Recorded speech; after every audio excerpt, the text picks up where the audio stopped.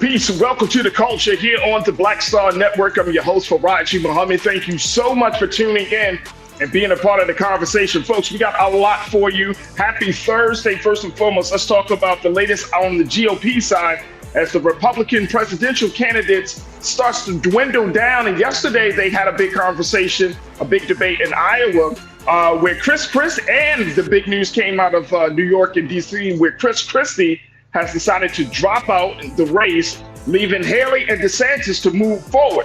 We're going to talk a little bit about that. Also, let's talk about the very serious issue of the rise of political violence and voter safety concerns. The Vice President Kamala Harris met with some voter rights activists and leaders to try to give some assurance as to what the administration is going to do to protect vote workers, as well as to try to quell down the violence that we're seeing in our country. Later on, folks, can we talk about, I got a big cultural conversation. I'm going to be checking in with Jeanette Collier to talking about a mommy and me activity. I'm not going to tell you what it is. I'm going to just show y'all the video. We're going to talk about that and a whole lot more. Stay with us. It's all happening on today's edition of The Culture right here on the Black Star Network. Let's go.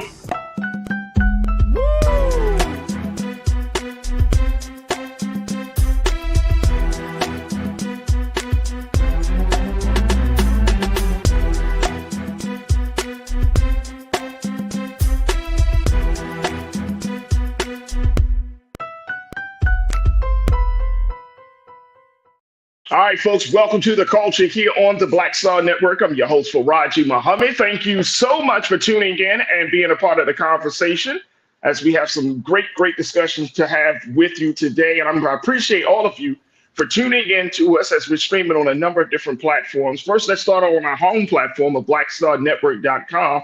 Make sure you check us out online. Also, make sure you follow us on social media at Black Star Network. And make sure you throw something in the bucket for us as we're looking for you to be investors and stakeholders in this media movement that we are embarked upon. So just go to our website today at blackstarnetwork.com, and we appreciate your support. Now, we're also streaming on Amazon platforms, on your Amazon News, on Fire TV. We're on Amazon Prime Video right now, so you can find us in the Prime Video app under Live TV, the news, or find us on Amazon.com under Prime Video, Live TV and News. And we're also on Freevee. Make sure you check us out there on now under News on the Freevee network. And we're on Flex TV 24 hours a day, 7 days a week. Just search for Black Star Network. We'll find us under Live TV, the News, and Opinion. Now, we're also streaming on various social media spaces, but mostly you can find us on Roland Martin's YouTube page. We're also on Roland Martin's Facebook page. And we got some crew members on the X platform. So big shout out to all the online culture crew members. Checking us out on all of those spaces on the X platform, on the Facebook page, and of course on the YouTube page. And for those who are checked in on the YouTube page, let me just say thank y'all for checking in. I see you, Tiana, Brian Christian, excuse me. Good to connect with you once again, big brother Brian.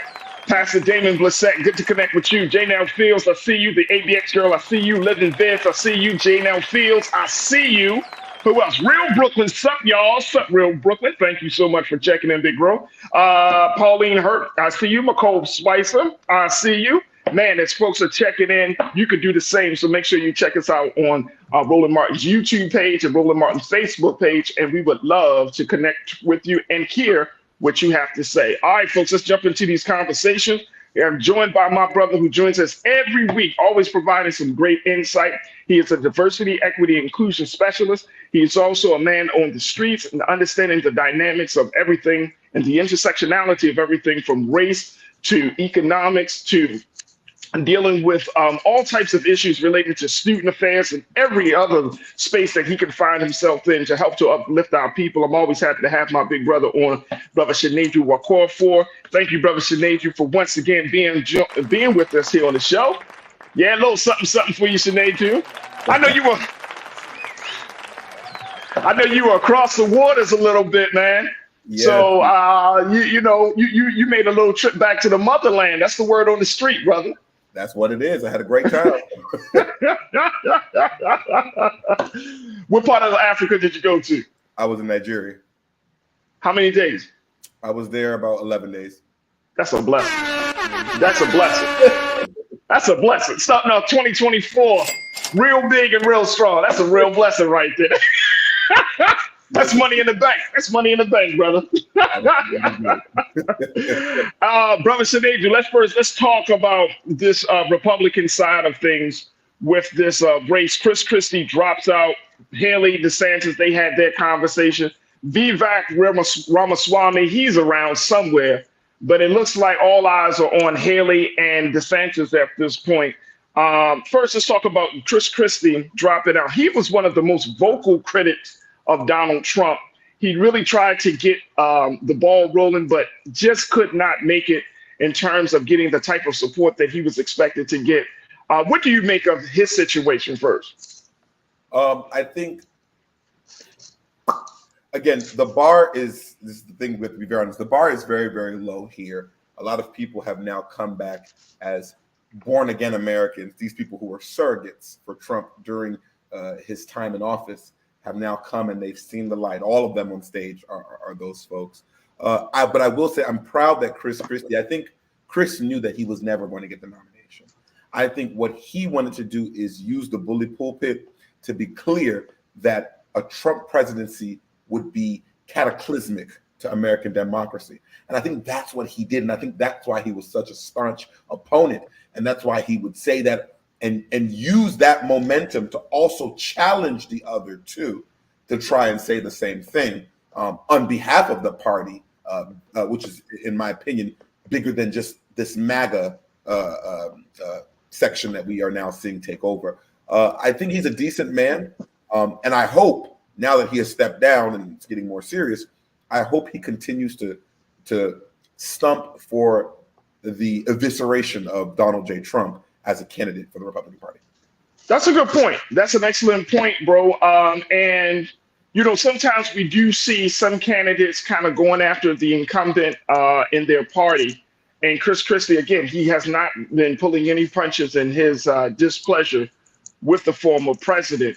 But do you think that his word means anything at this point? I mean, at one time, him and Donald Trump were kind of cool. They were kind of, you know, they were on speaking terms. Now they're at this place. But does his word mean anything, especially to folks on the other side of the aisles, whether you're talking about moderate Democrats, whether you're talking about independents, whether you're talking about young people, young voters? Will his word carry any weight in your mind?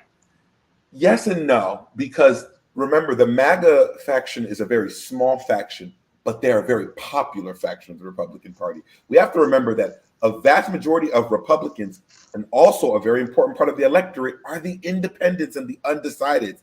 They will take a second, those people who are level-headed, who are not here for punchlines like what Vivek gives or what Donald Trump gives.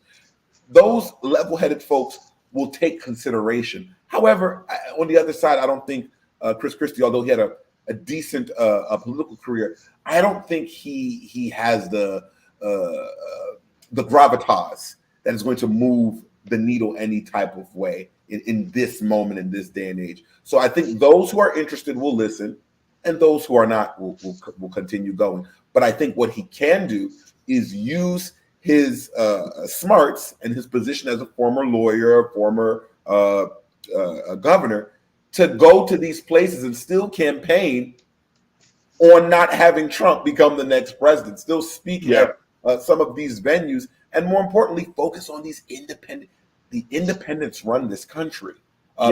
Go anywhere, and I think that's what he's trying to focus on. Absolutely. Great point. Look, we got to take our first pause. When we come forward, let's continue to talk about what's happening on the GOP side for the presidential election. Up next, we're going to talk a little bit about Florida Governor Ron DeSantis and former UN Ambassador Nikki Haley, how they squared off in the final debate before the Iowa caucuses. If you had a chance to see the debate, maybe you didn't watch it. But it's very, very interesting. And there's one key point that I want to put into the conversation as we have this discussion about what we should be watching out for with these two candidates. Folks, we're just getting started here on the show. Post your comments on Roland Martin's YouTube page, Roland Martin's Facebook page, and of course, stay with us. We got a whole lot to cover on today's edition of The Culture right here on the Black Star Network.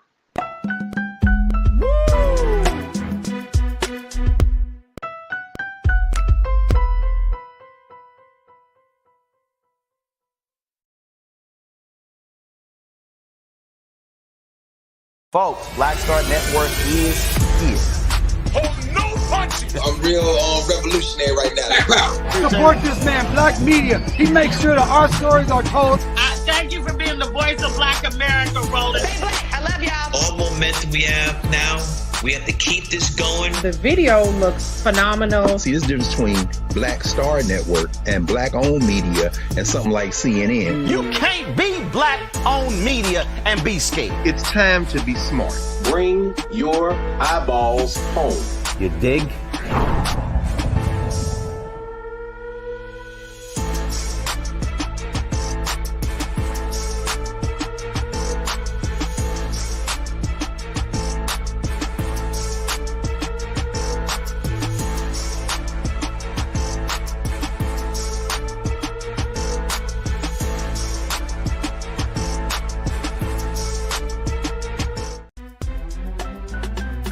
I'm Farajii Muhammad, live from LA. And this is The Culture. The Culture is a two-way conversation. You and me. We talk about the stories, politics, the good, the bad, and the downright ugly. So join our community every day at 3 p.m. Eastern and let your voice be heard. Hey, we're all in this together. So let's talk about it and see what kind of trouble we can get into. It's The Culture, weekdays at 3, only on the Black Star Network. When you talk about blackness and what happens in Black culture, we're about covering these things that matter to us, speaking to our issues and concerns. This is a genuine people-powered movement. There's a lot of stuff that we're not getting. You get it, and you spread the word. We wish to plead our own cause.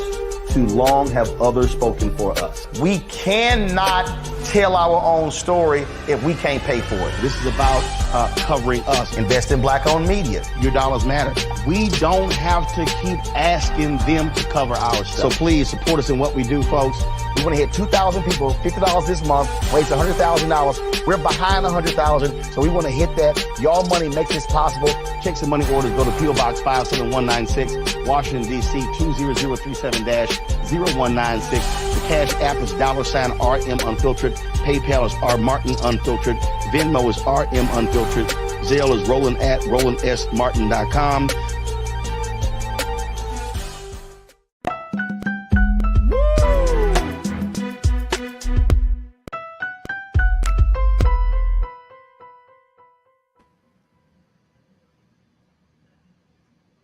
All right, folks, welcome back to The Culture here on the Black Star Network. I'm your host, Farajii Muhammad, joined by my brother Shinedu Wakofor, who is the Diversity, Equity, and Inclusion Specialist. We're talking about the GOP presidential campaign as they're looking to try to dwindle down to get to their nominee, even though the former president, Donald Trump, continues to be a force to be reckoned with politically within the party. Now, yesterday, some big things happened. First, Christie, the former governor of the state of New Jersey and vocal critic of Donald Trump, has officially suspended his campaign, so he's out the race.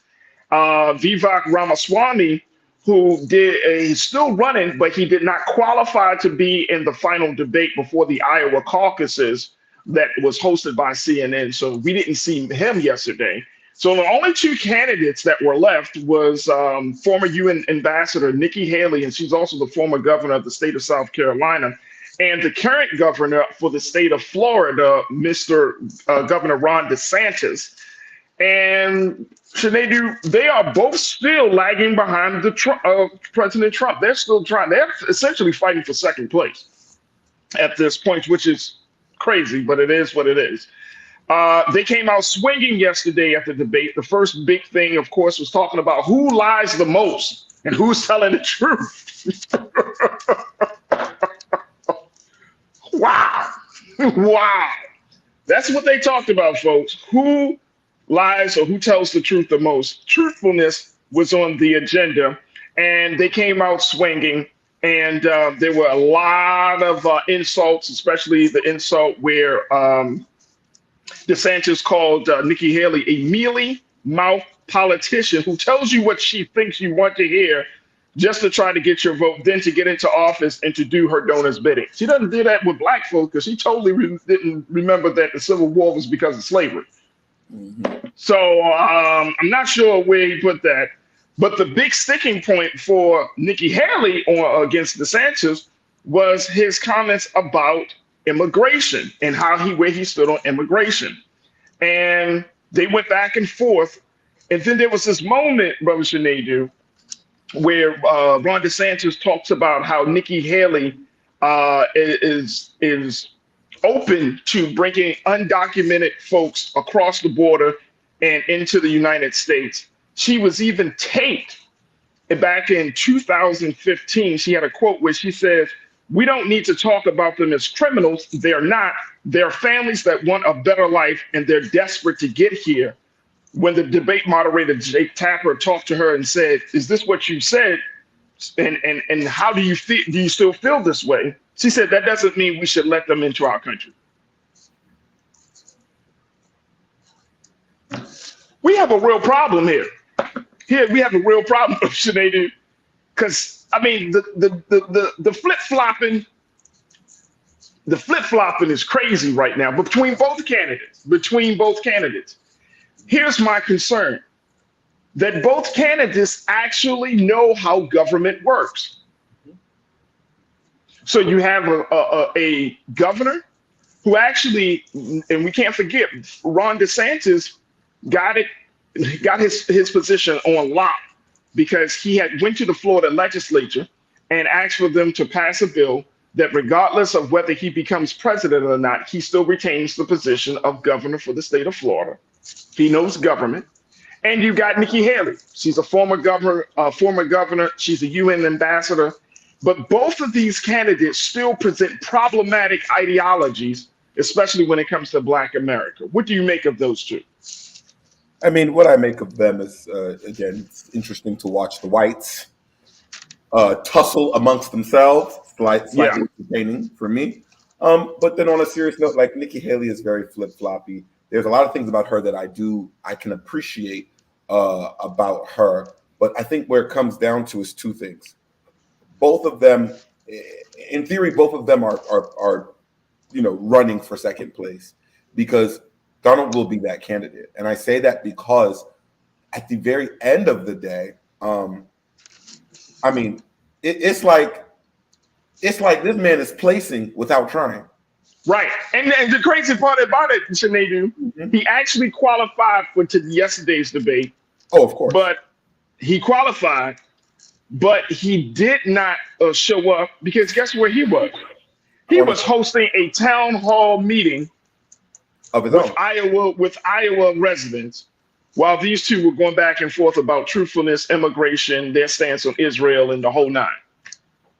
And I think he didn't show up. He didn't, and I think I watch The View a lot, and they're always asking, every time the Republican comes, they're always asking, 90-something indictments. Why does Donald Trump continue to do well in the polls? Because as far as everything I have read about America, he is American, badass, don't want to follow the rules, set my own tone, chest out, don't care who I crush. That's him. And I think for that reason is why he is, in my opinion, not only is he doing well, he's fundraising better than all of them. On top of his personality, I think the two of them, they're both liars. They're both very terrible at being personable. I mean, Ron DeSantis is a little bit better than Jeb Bush, but they're within the same wheelhouse, if you ask me. Just very boring people. They're not relatable people. But when it comes down to the actual issues, you look at Florida, for instance, with DeSantis. I mean, the only reason Florida is quote unquote doing well to a certain standard is because all the rich people left New York and went to Florida, because they were trying to escape taxes and so on and so forth. But he hasn't done great as a governor. He hasn't. Nikki Haley, her work is questionable. It's no doubt that both of them are very, very intellectual.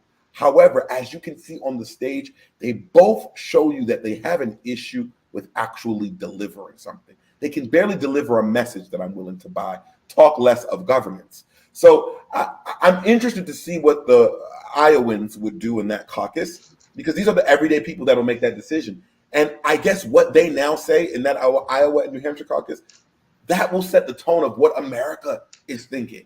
And I'm interested to see what that is. And that's a great point. That's a great point, bro. And I think the other part of this is I have not heard from either one of those candidates any real message to affect that really resonates with all different type of Americans in this country, right? We have not heard that.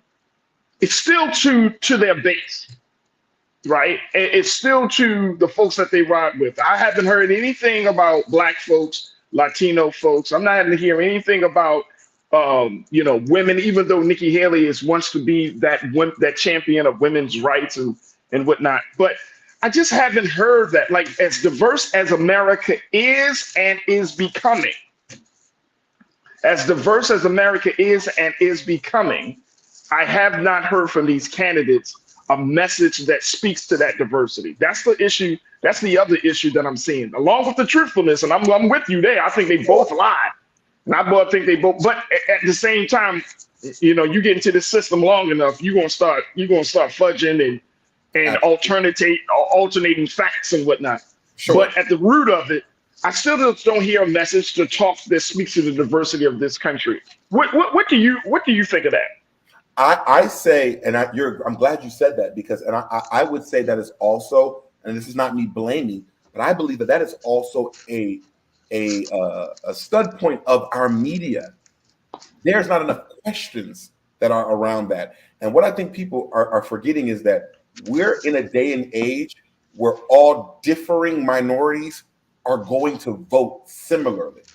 We're talking about the Blacks by ourselves, we might be a small number. LGBTQ by themselves might be a small number. Women by themselves, they might be a small number. But when they all start having like-minded ideas, like about how, like the abortion thing, Roe versus Wade, about the affirmative action, you're going to start to see, I would say, a minority monopoly where they're going to kind of come together, and you will not be able to get those numbers. And they'll be very, very powerful. You see what's going on in Palestine and with Israel. I think there is not talk about diversity is because these entities in power, they want to continue to minimize it as if it doesn't matter. But you see it every time, and exit polls show you that diversity does matter, because that's how votes are changed. That's how swing states are swung. Yeah. That's how red turns blue or the red turns purple. That's how this happens. And I think it would behoove some of these candidates to actually lead with that. And if you ask me, I'm not just talking about the Republicans. I mean all of the candidates. None of them are talking enough about diversity at all. But what they're doing is playing the same game every year. Maybe they'll start going to Black restaurants and going to churches. It's the same okie doke that we've gotten. But then you ask yourself, in 4 years of Trump and in 4 years of Biden, where is the actionable change? I mean, statistical changes for the Black community. Has anything changed? Has the needle moved? And it has not. Nope, not at all. Not at all. Look, we got to take another quick pause. When we come forward, let's shift gears just a tad bit. Let's stop talking about the GOP. Let's talk about something that the GOP is seen as being behind, which is the rise of political violence. Yesterday, Vice President Kamala Harris met with some voter advocates, some folks from our community, to discuss the rise of political violence and to discuss voter safety concerns with the vice president. I'm going to share with you a little bit of what was discussed in that meeting, who was at that meeting, and more importantly, how does that affect us when we go to the polls? Stay with us. That discussion is up next here on The Culture on the Black Star Network.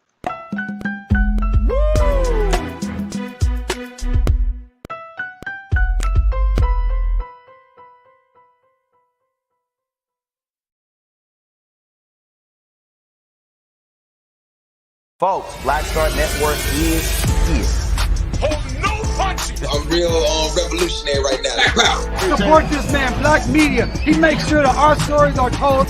Thank you for being the voice of Black America, Roland. Stay black. I love y'all. All momentum we have now, we have to keep this going. The video looks phenomenal. See, there's a difference between Black Star Network and Black-owned media and something like CNN. You can't be Black-owned media and be scared. It's time to be smart. Bring your eyeballs home. You dig?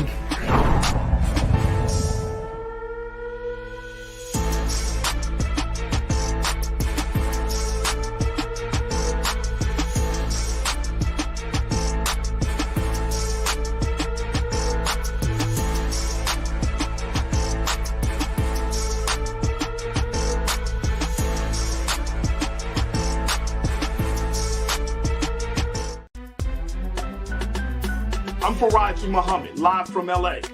And this is The Culture. The Culture is a two-way conversation. You and me. We talk about the stories, politics, the good, the bad, and the downright ugly. So join our community every day at 3 p.m. Eastern and let your voice be heard. Hey, we're all in this together. So let's talk about it and see what kind of trouble we can get into. It's The Culture, weekdays at 3, only on the Black Star Network.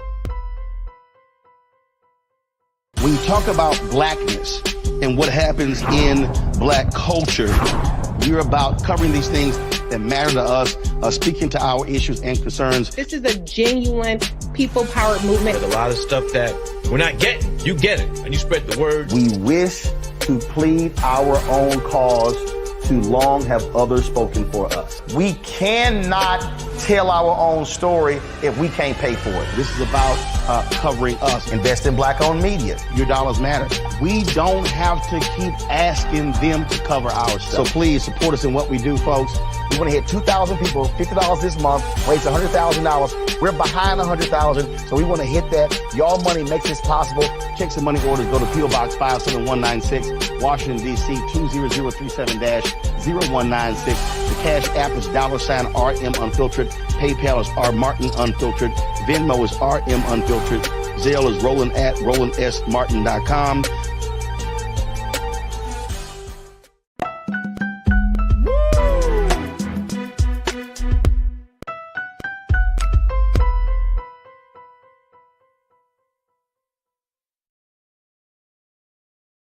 All right, folks, welcome back to The Culture here on the Black Star Network. And as folks and Americans get ready to go to the polls this election year, there are a lot of concerns that are still out there about whether voters are going to be safe, whether votes will be counted, and what else to expect in this intense, hotly contested political season. Now, we have talked a little bit about the candidates, but the climate right now is one of great concern for many people, whether you're a voter, whether you are an activist, or whatever the case may be, that we're seeing something in this country that we probably haven't seen at any point, which is there is a huge rise of political violence that is happening in this country. I'm going to share with you some numbers and share with you some info to give us some insight with that. Now, along with the rise of political violence, there's also some great concerns about voter safety.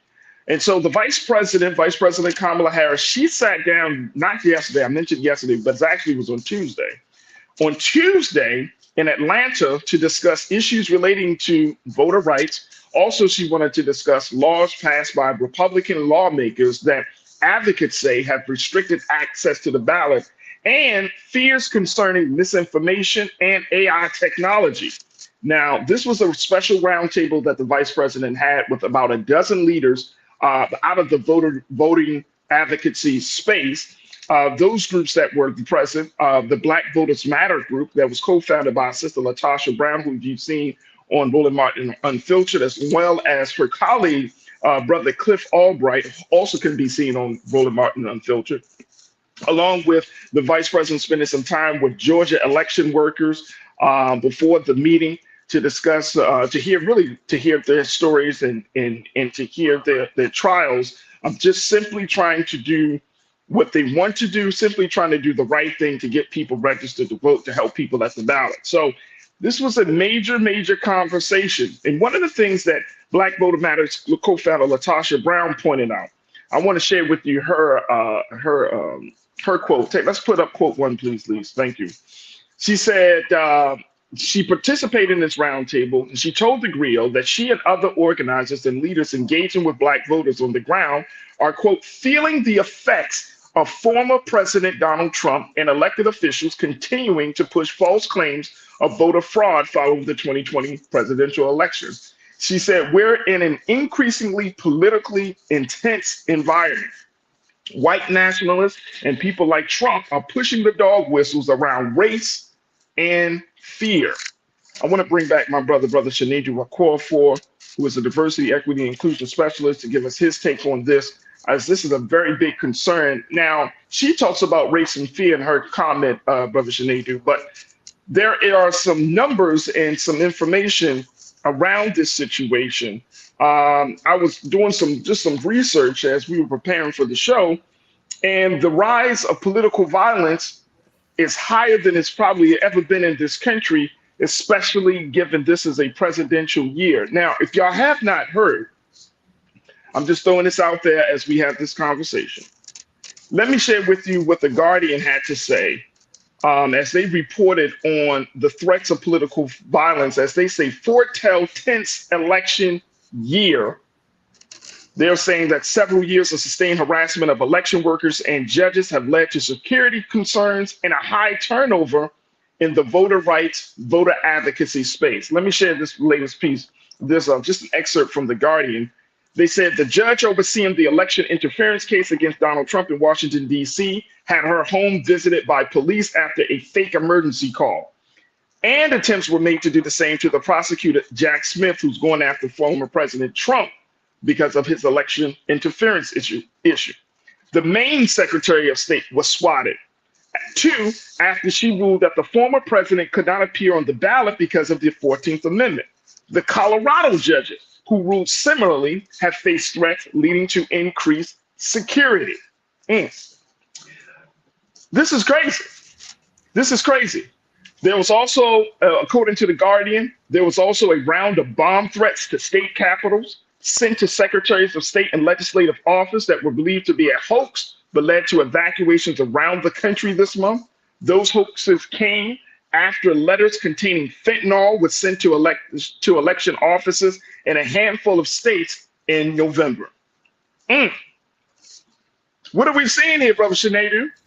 We're seeing here something. We got Black voter rights advocates who are telling the vice president we need to have some safety measures in place. There is this climate is opening the door for violence to happen. And then we're starting to see all of the instances, Maine, Colorado, election workers, judges.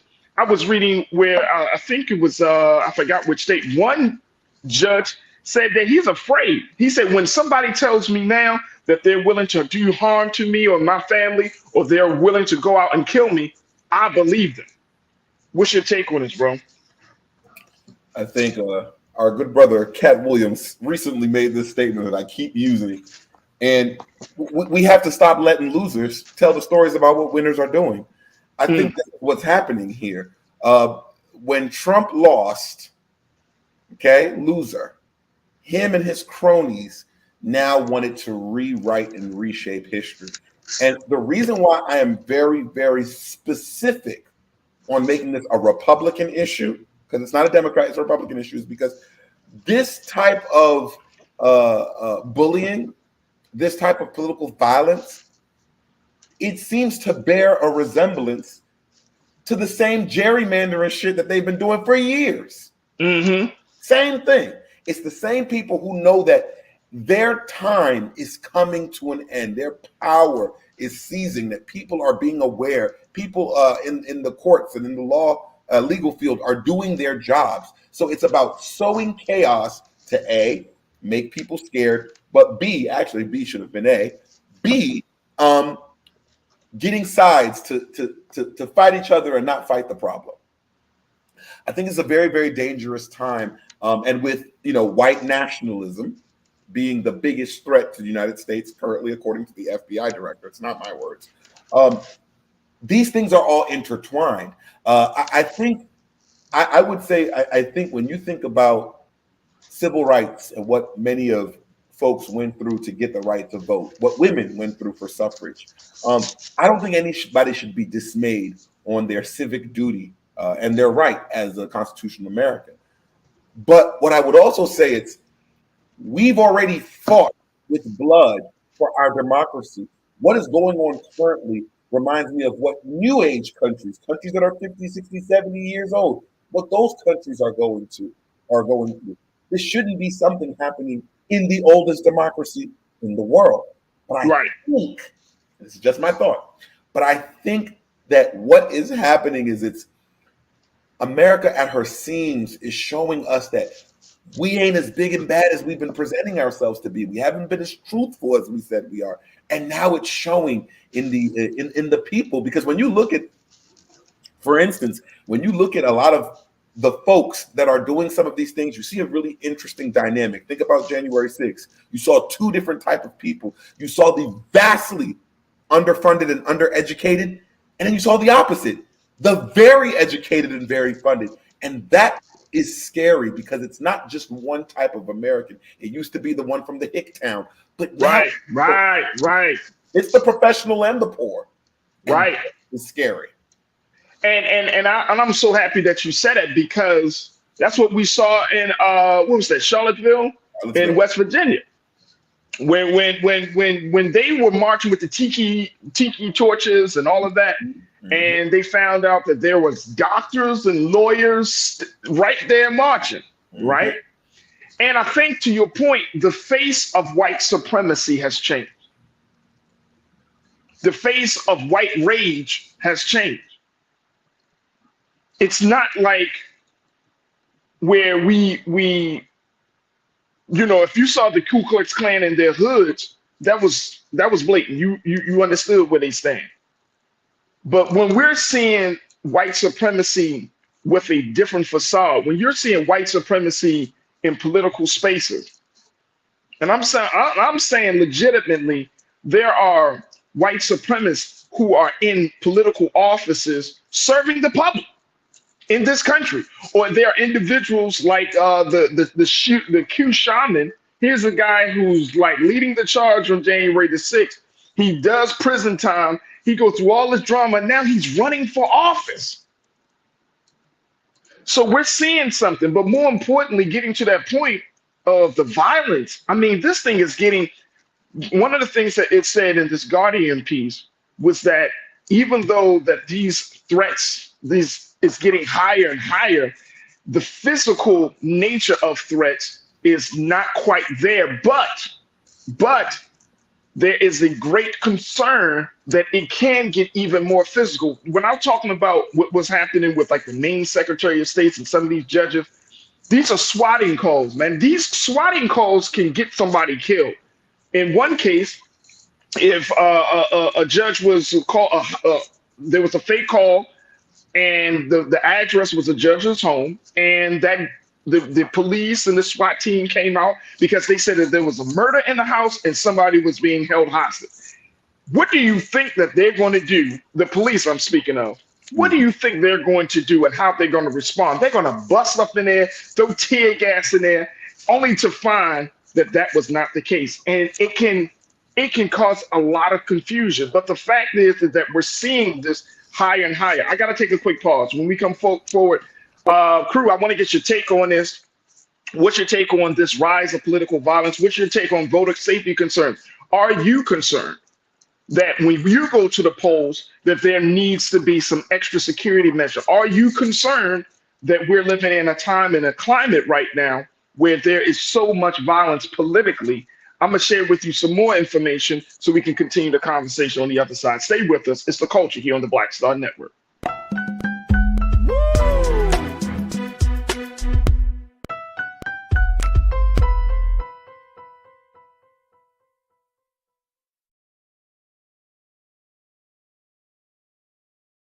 Pull up a chair, take your seat. The Black Tape with me, Dr. Greg Carr, here on the Black Star Network. Every week, we'll take a deeper dive into the world we're living in. Join the conversation only on the Black Star Network.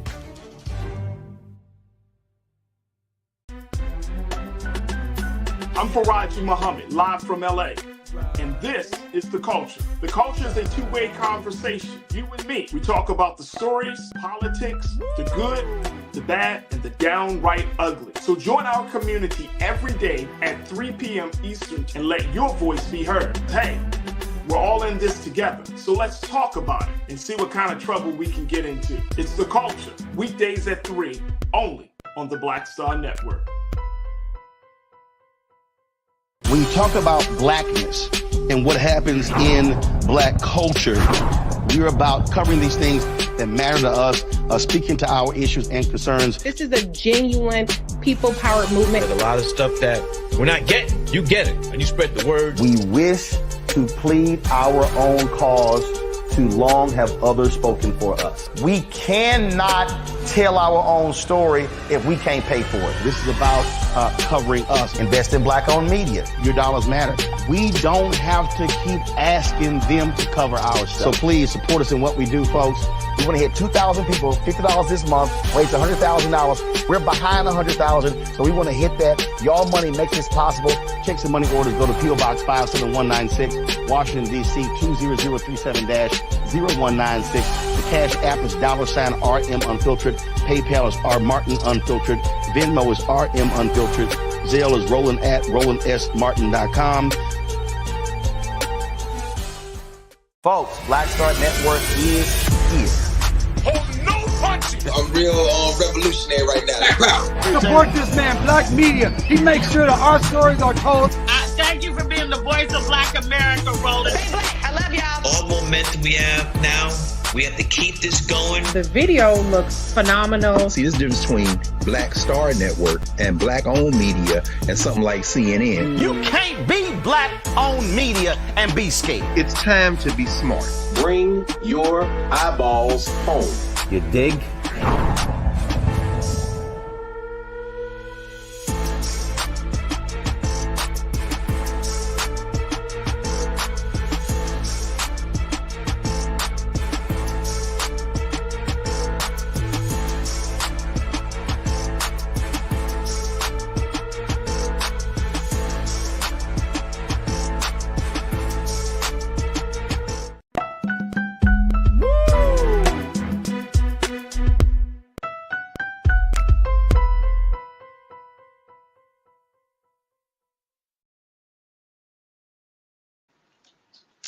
All right, folks, welcome back to The Culture here on the Black Star Network. I'm your host, Farajii Muhammad, joined by Culture crew member and contributor, brother Chinedu Wakofor, as we talk about the rise of political violence and voter safety concerns. And this is big. And about a dozen or so voter rights advocates met with the vice president on Tuesday down in Atlanta to talk about this issue of political violence, making sure that voters are safe when they go to the polls this season, to talk about some of these draconian laws that the Republicans have put in place to prevent and restrict access to the ballot. I mean, this is an all-out, I don't want to use the term lightly. I don't know whether we can describe the efforts that we're seeing right now, Brother Chinedu, as a battle or if it's an all-out war. But we'll say there's an all-out conflict because I don't want to get nobody scared. But there is a conflict that those of us who say, okay, our votes are important to make sure that this stuff is, we're going to move forward and going to the polls. But we have to be, I think, mindful of the circumstances in which we're going to the polls. That we are in a time in this country where some people are so far gone emotionally, mentally, politically, that they're willing to hurt people in the name of, quote unquote, saving democracy, taking back what they think belongs to them, taking back our country. And this is not, and the sad part about this, Brother Chinedu, is you got folks within the Republican Party, because based upon the studies of extremists, a lot of these extremist views, this is not me, folks, this is not Farajii Muhammad saying this, but there are a lot of data and there's a lot of research that shows that extremist views are actually coming from the GOP side. So how do we handle that as black folks going to the polls, Brother Chinedu? How do we mentally, how do we physically, how do we prepare for this type of conflict at the ballot box? Well, unfortunately, we have to remember that from the moment we arrived on these shores, that life for us just ain't been no crystal stair. And I like to tell the people, you know, just things progressively change through our generations, but I can't say that they're getting better. They just change. It's changing forms. You know, it was no longer slavery. It's like, oh, okay, it's better than Jim Crow. No longer Jim Crow. Mass incarceration. I can't say it's getting better. It changes. So when I think about what people or how people should be feeling at the polls, but remember that this is an experiment. I'll keep saying it. And the way this experiment works, that we have to all keep participating. as if justice will come, as if freedom will come. Because the moment when you give up on that, then you nullify all the progress made before thee. So I think keep that thought in the forefront of their mind. Could there be violence? Of course. Nothing earned ever comes easy, and change never comes without a fight. And everybody doesn't have that fight in them. But I think it's important that we don't allow the detractors, the Decepticons, if you will, to keep us away from our duty for our generation, our duty to do our bid and our bit to get us a little bit closer to forming that more equal union, just a little bit closer. And I think these folks who are, the folks who are sending the anthrax, the people who are coming in and doing this and that, it's funny to me that, the Republicans love to be the law and order. We're the law and order. Where is law and order during those times? Where is law and order during those moments?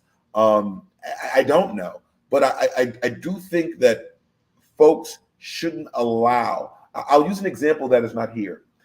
In the last Nigerian election, for example, people went to the polls at the threat of death, and they still went to vote because they believed in the democracy. So I'll just use that as a cautionary tale that regardless of what happens, we have to remember that democracy calls for all of us to pay our tax to her.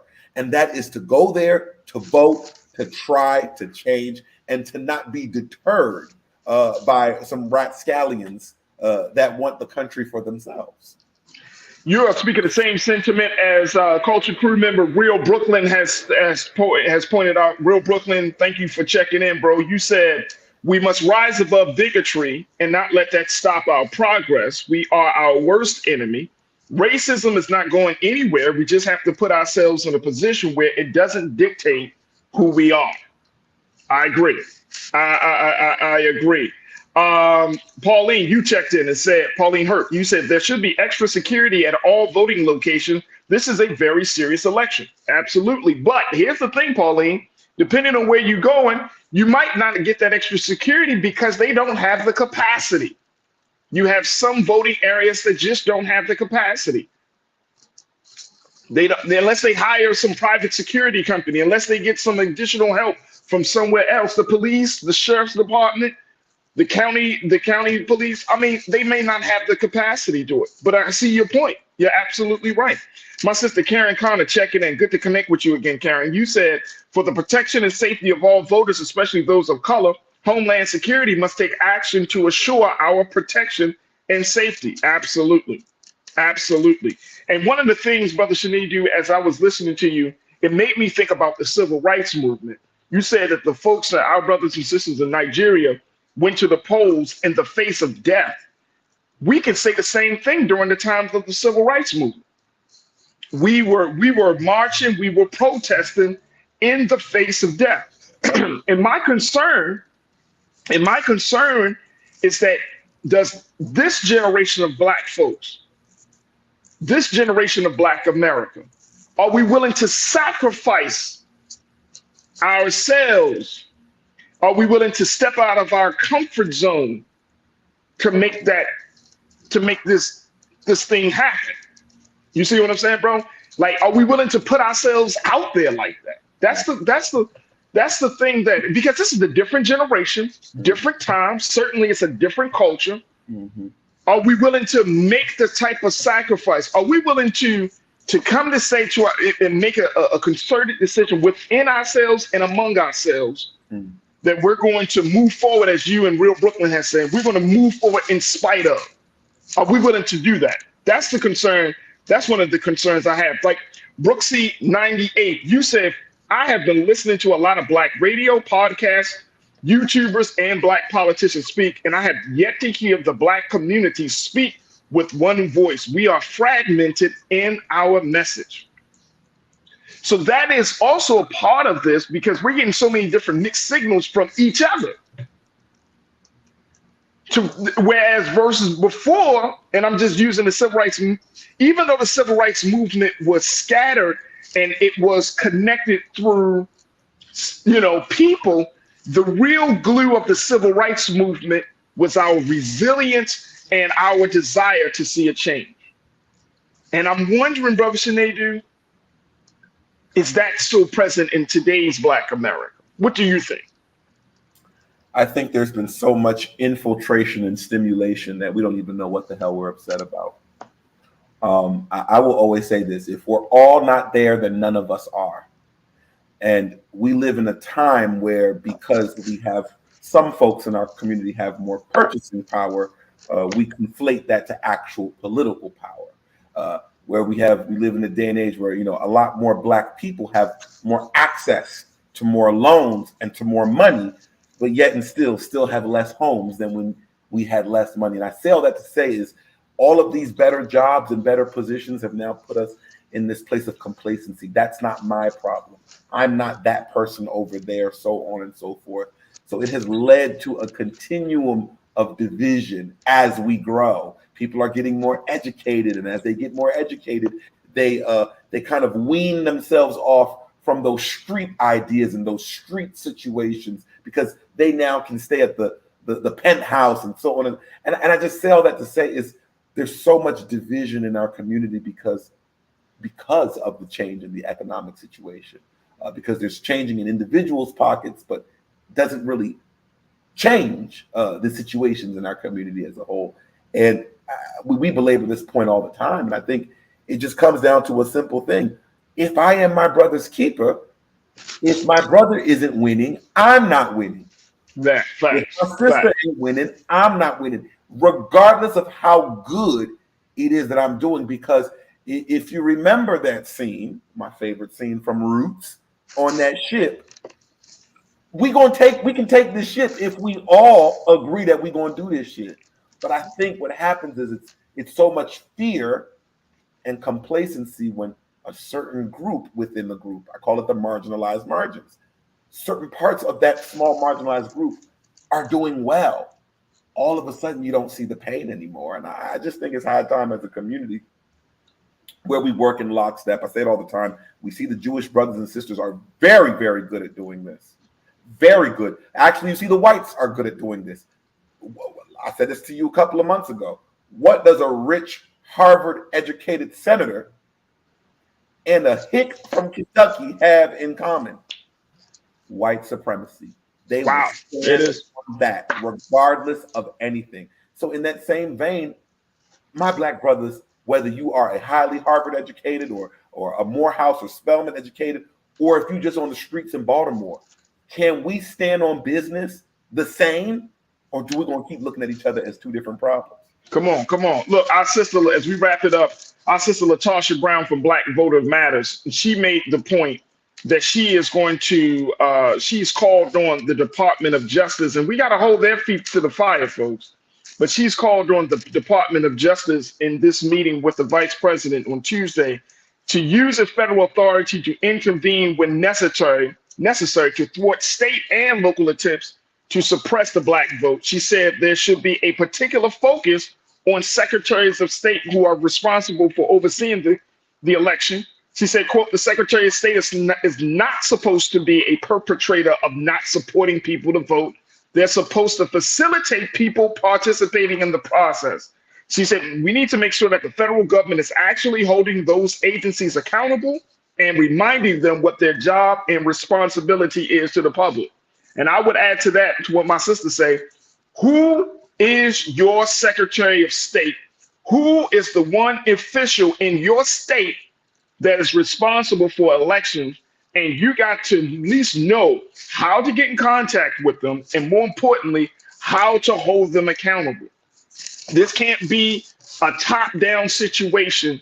And as you said, Brother Shanita, this has got to be a bottom-up situation. If we're talking about our safety concerns, we're talking about us going to the polls, we're talking about us being in a position where we don't become victims simply because we are doing what everybody has said that we should be doing, which is going to the polls to vote and participating in this democracy. The Department of Justice, the Secretaries of State, they owe us. It is their duty to protect the Black voter. It is their duty. it is their due. Big brother Sinead, I appreciate you, man. Thank you so much, man. God willing, we will reconnect next week. But Happy New Year, bro. And, I look forward to reconnecting with you to have another great set of conversations. Appreciate you, brother. Thank you.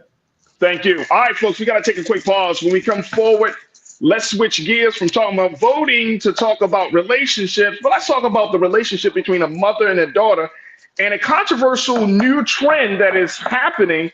I'm going to share with you the latest controversy that is being stirred up on social media, some video as well, and get your take on it, as well as we're going to be checking it with my sister Trinette Collier to get her take on what we're seeing. Stay with us. The conversation continues on the other side right here on The Culture on the Black Star Network.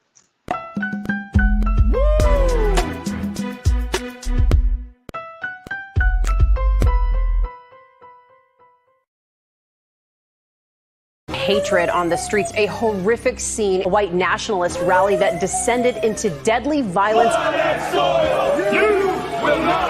White people are losing their damn minds.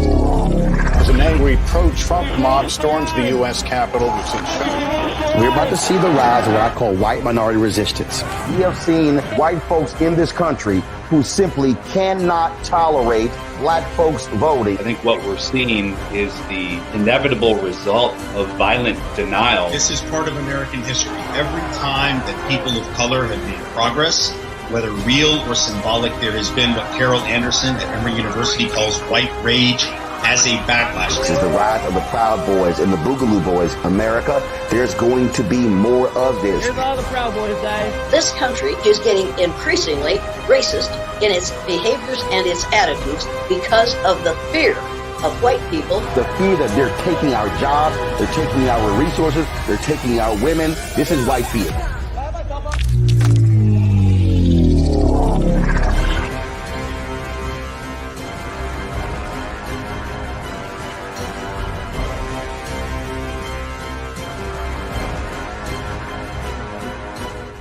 Pull up a chair, take your seat. The Black Tape with me, Dr. Greg Carr, here on the Black Star Network. Every week, we'll take a deeper dive into the world we're living in. Join the conversation only on the Black Star Network. When you talk about blackness and what happens in black culture, we're about covering these things that matter to us, speaking to our issues and concerns. This is a genuine people-powered movement. There's a lot of stuff that we're not getting. You get it, and you spread the word. We wish to plead our own cause. Too long have others spoken for us. We cannot tell our own story if we can't pay for it. This is about covering us. Invest in black-owned media. Your dollars matter. We don't have to keep asking them to cover our stuff. So please support us in what we do, folks. We want to hit 2,000 people, $50 this month, raise $100,000. We're behind 100,000, so we want to hit that. Your money makes this possible. Checks and money orders go to P.O. Box 57196, Washington, D.C. 20037-0196. The Cash App is $RM Unfiltered. PayPal is R Martin Unfiltered. Venmo is RM Unfiltered. Zelle is Roland at RolandSMartin.com. Hi, I'm Dr. Jackie Hood Martin, and I have a question for you. Ever feel as if your life is teetering and the weight and pressure of the world is consistently on your shoulders? Well, let me tell you, living a balanced life isn't easy. Join me each Tuesday on Black Star Network for A Balanced Life with Dr. Jackie. We'll laugh together, cry together, pull ourselves together, and cheer each other on. So join me for new shows each Tuesday on Black Star Network, A Balanced Life with Dr. Jackie.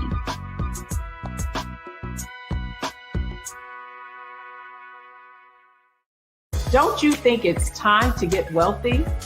I'm Deborah Owens, America's Wealth Coach, and my new show on the Black Star Network focuses on the things your financial advisor or bank isn't telling you. So watch Get Wealthy on the Black Star Network.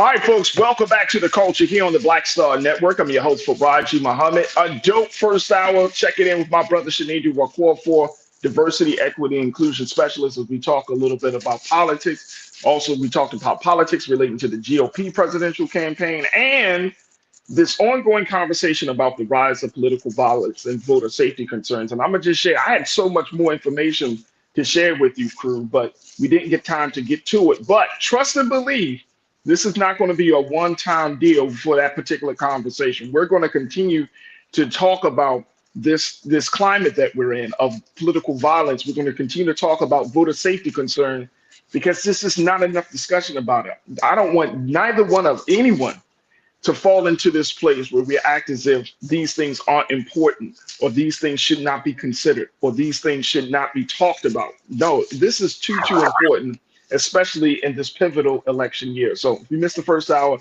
be a part of Team Replay and check us out. Now, we're streaming on various platforms. Make sure you go to our home platform of blackstarnetwork.com, download the app for free on all of your devices, follow us on social media, and we would love to get your financial support because we're looking for investors and stakeholders in this digital movement we are embarked upon. So go to our website today at blackstarnetwork.com. And also we're streaming live right now on Amazon platforms, on Amazon News, on your Fire TV. We're on Amazon Prime Video as we speak. So just check us out on Prime Video app under Live TV, The News, or find us on Amazon.com under Prime Video, then Live TV, The News. We're also on the Freevee network. So big shout out to Freevee for their partnership with us whereas we're on now under news, as well as Flex TV, 24 hours a day, 7 days a week. Just search for Black Star Network. Find us under Live TV, The News, and Opinions. Also, folks, we got the Culture Crew that is all over the place. Check the Culture Crew out on the X platform. So big shout out to the Culture Crew on X, to the crew on Facebook, as well as on crew on the YouTube page, on Roland Martin's YouTube page and Roland Martin's Facebook page. That's where we're streaming at. Make sure you join us in the conversation as we got a lot of chatting, a lot of comments, a lot of questions, and a lot of good conversation happening around these topics that we're discussing today. All right, folks, let's talk about relationships, not male-female relationships. Let's talk about family relationships between a mother and a daughter. Now, family relationships can get very sticky. It could be very sensitive. It's a very tricky thing. But what happens when mom introduces daughter to an activity that some would say is inappropriate? This is the case of what we're about to talk about next. And I want to bring my sister Trinette Collier, back on here, who joins me every Thursday. Trinette, good afternoon. How are you feeling? I'm good. How are you? I'm good. All right, let's talk about this mommy and me activity that has gotten social media saying, what? Yeah. And you know what? And it's not as clear cut. This is not a clear cut conversation. And this is, I had to bring it to you, Trinette, because I was like, I'm not sure. Here's the latest, folks. So this is something that has been circulating on social media, a video that shows a mother and a daughter enjoying a pole dancing class. Take a look at this.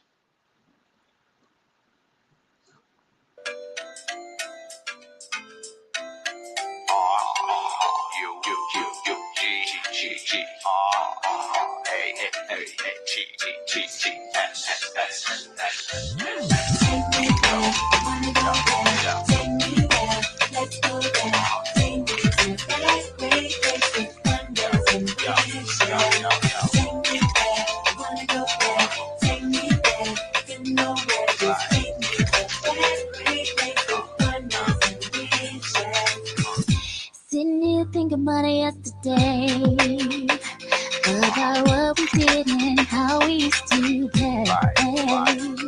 Just the thought of you brings a smile upon my face. It's how it makes me feel to see you every day. Oh, yeah. Nobody knows what we do. You know, take my hand to that special place.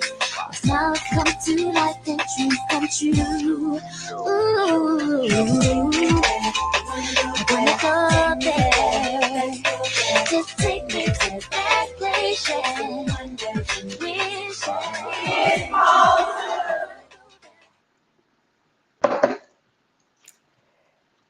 Listen. There it is, Trinette. There it is, Trinette. Mothers and daughters bonding with the pole. They're bonding with the pole. This is causing a lot of controversy. It is. This is causing, and I'm looking at the crew, and look, it's Trinette, I'm looking at the crew comments right now. Vincent, don't think I ain't see you say damn.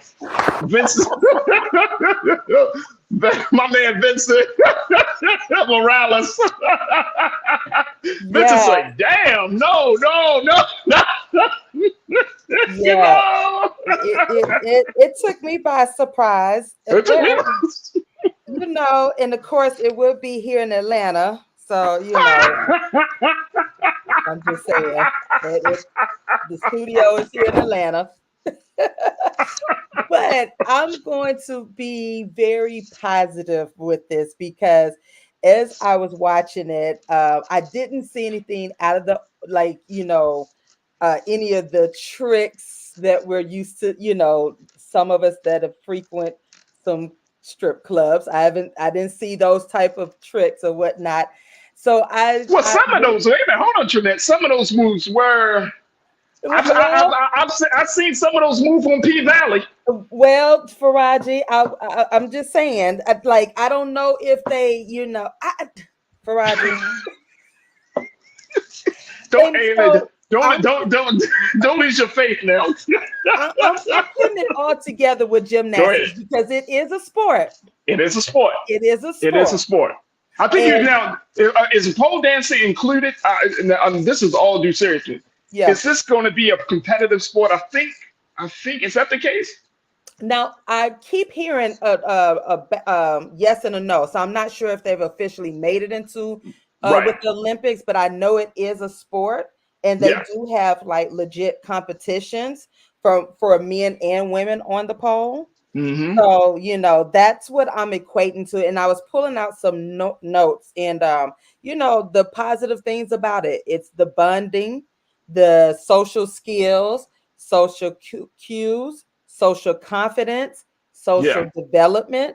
Yeah. And, you know, if you've never taken a pole, you know, it's a full body workout. You know, it increases flexibility, stamina, upper body work, all of that. And then also with the bonding, when I was watching the video, that everyone seems to be enjoying, and it was, you know, now there was, like you said, there were a couple of moves that I was kind of like, it's a little something, it's a little racy, little racy. Right.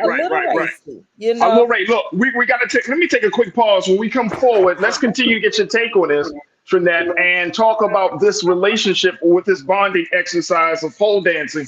Crew, I want to hear from you. What's your take on this? Is this appropriate for a mother and daughter to spend their time together? What's your take? Now, we don't have to be judgy, but is this good for the culture, for the relationship between mothers and daughters?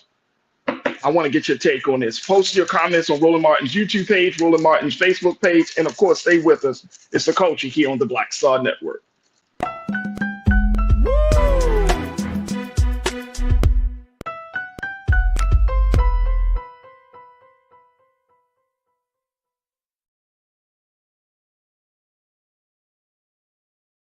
Pull up a chair, take your seat.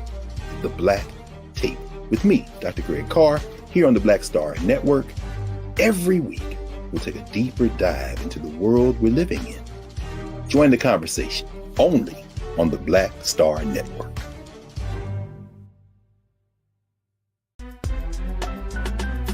I'm Farajii Muhammad, live from LA.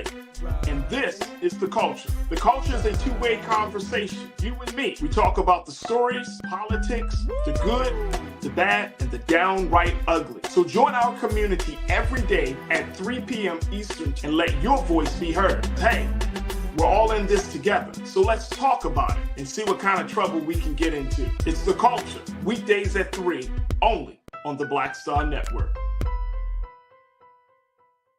When you talk about blackness and what happens in black culture, we're about covering these things that matter to us, speaking to our issues and concerns. This is a genuine people-powered movement. There's a lot of stuff that we're not getting. You get it, and you spread the word. We wish to plead our own cause.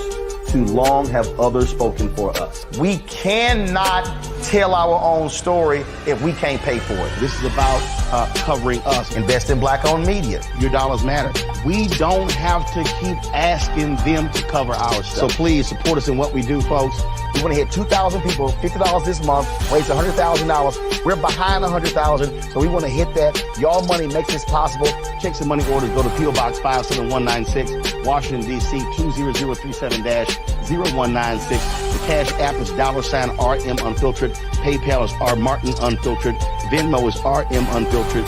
Zelle is Roland at RolandSMartin.com. Folks, Black Star Network is here. Oh, no punches! I'm real revolutionary right now. Support this man, Black Media. He makes sure that our stories are told. Thank you for being the voice of Black America, Roland. Stay black. I love y'all. All momentum we have now, we have to keep this going. The video looks phenomenal. See, there's a difference between Black Star Network and black-owned media and something like CNN. You can't be black-owned media and be scared. It's time to be smart. Bring your eyeballs home. You dig?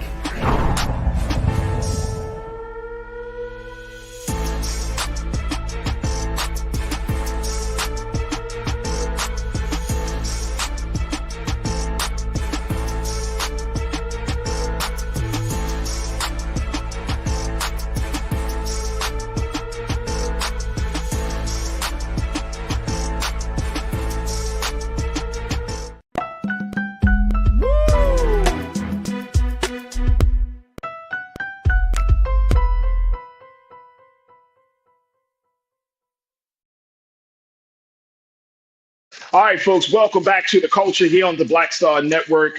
We've been talking, just started the conversation, talking about a controversy that has erupted on social media where video of mothers and daughters are showing to be a part of a pole dancing class. At least let's play the video just one minute.